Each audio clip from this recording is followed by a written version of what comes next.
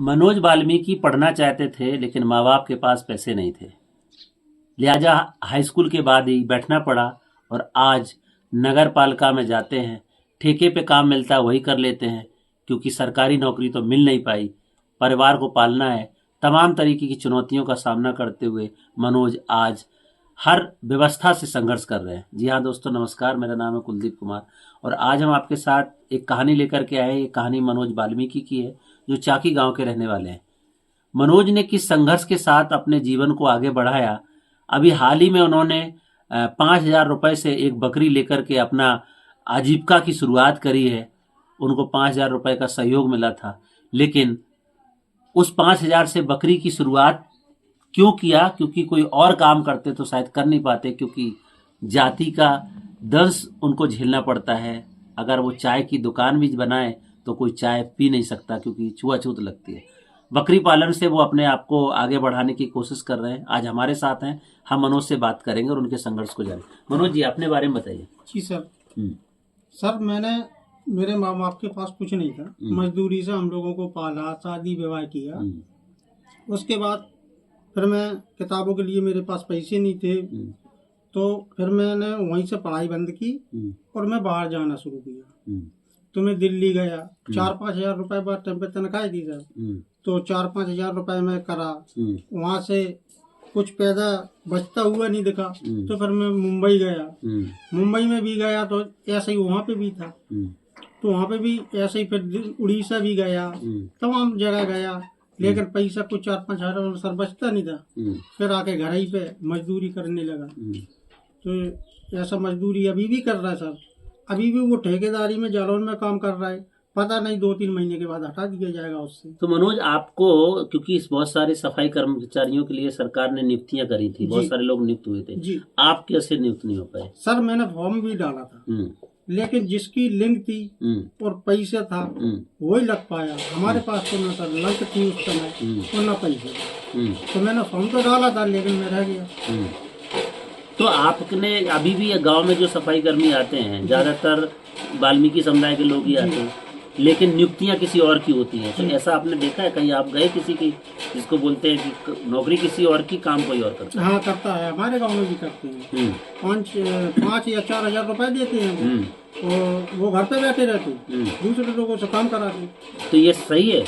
वैसे हमारे हिसाब से तो कोई सही नहीं है, इसलिए मैं भी नहीं करता उसको। मैं ये सोच रही है कि खुद का कुछ करूं तो उसमें कुछ लाइफ बन सकती है। जैसे मैं अभी नगर पालिका में जा रही हूँ, सोच रहा है कि यदि बहन जी की या सरकार आएगी तो वो जगह निकालेगी, तो हो सकता जगह निकालेंगे तो हो सकता मेरा हो जाए कुछ।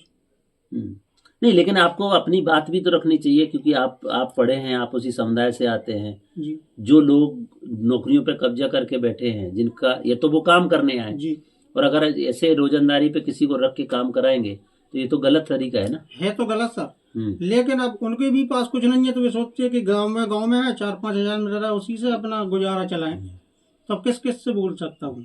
तो छुआछूत का क्या माहौल है आपके गांव में, या आपने लाइफ में कैसे इसको देखा? कोई एग्जाम्पल बता सकते हैं? छुआछूत तो अभी भी है सर। जैसा कोई खाने पीने की चीज हम लोग करें तो नहीं चलेगी वो, और बड़े लोगों की तो छुआछूत चलती ही है अभी भी। तो आपने अपनी लाइफ में कभी कोई ऐसी घटना आपको याद है जिसमें आपको झकझोरा हो कि ये मेरे साथ भेदभाव हुआ है?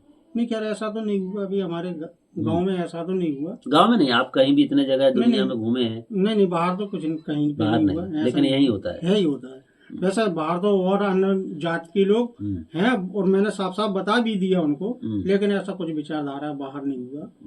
तो आपके घर में कितने लोग हैं? कौन? हमारे घर में हमारे 2 बच्चे हैं, मिसेज है, और मैं हूँ, 4 लोग ही है, और माता पिता जी। और तो खर्चा कैसे चलता है आपका? अब मजदूरी कर रहा है सर, यही बताया आपको, ठेकेदारी में काम कर रहा है। जब तक वो मजदूरी चलती तो वहाँ कर रहा है, तो गाँव की मिल जाती, गाँव में मजदूरी तो वो करने लगते। जमीन है आपके पास? जमीन तो सर एक भी कौड़ी नहीं है, बिल्कुल।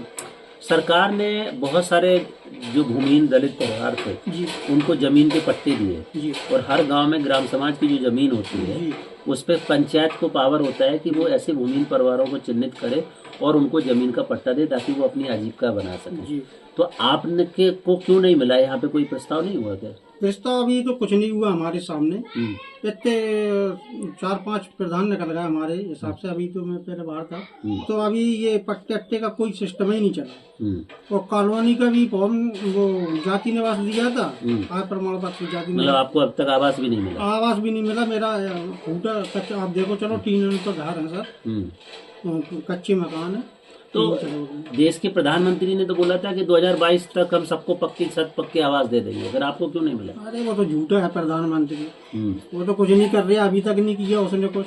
जो कुछ निकलता था पहले सरकारों में, नौकरी छोटी पूरी निकलती थी, वो भी बंद कर दिया उसने। ठेकेदारी चला दी उसने, ठेकेदारी चला दी। तो अभी आगे कैसे अपने परिवार को पढ़ाओगे? जो बच्चे हैं उनकी पढ़ाई का खर्चा, आपको अपना जिंदगी चलानी है, क्या सोच रहे हैं आप? अब सर यही सोच रहा है, इसी उससे लगा मैं नगर पालिका में कि शायद भगवान चाहे सरकार पलटने के बाद कुछ जगह निकले भी तो हो सकता है शिफ्ट हो जाए।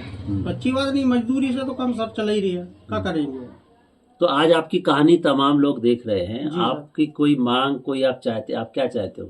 सरकार से कोई डिमांड है आपकी? सरकार से यही डिमांड है सर कि नौकरियां खुलें, लग जाए तो बच्चों की लाभ बन जाएगी, पढ़ा लिखा लेंगे, नहीं तो पढ़ा लिखा नहीं पाएंगे, और ऐसे ही चल रही है बस। तो ये बड़ा चैलेंज है मनोज जैसे तमाम उन दलित परिवारों के पास जो अपने बच्चों को पढ़ाना चाहते हैं। शायद वो नहीं पढ़ पाए तो उनका उद्देश्य है कि हम अपने बच्चों को पढ़ा लें, लेकिन कैसे पढ़ाएंगे? पहले तो आजीविका चलाना है, वो एक संकट है।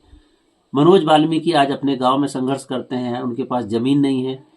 तमाम पंचायतें आई, प्रधान आए, बने और चले गए, लेकिन किसी भी पंचायत में प्रस्ताव नहीं पास हो पाया ताकि उनको एक जमीन का टुकड़ा मिल जाता, उसमें वो अपना रहने का गुजर बसर कर लेते। तमाम योजनाएं चली, आवास की योजना, तमाम सरकार की योजनाएं गिनती करने बैठेंगे तो तमाम स्कीमें आपके सामने आएंगी, लेकिन मनोज को न तो आवास मिला है, न कोई ऐसी स्कीम मिली है जिससे वो आसानी से गुजर बसर कर सकें। आज वो ठेकेदारी पे नगर पालिका में जाते हैं इस उम्मीद से कि शायद मेरी कभी तो सरकारी हो जाएगा तो हम अपना और अपने परिवार का गुजर बसर कर सकते हैं। आज की कहानी में इतना ही, कल फिर मिलेंगे, तब तक के लिए नमस्कार, जय भीम, जय संविधान।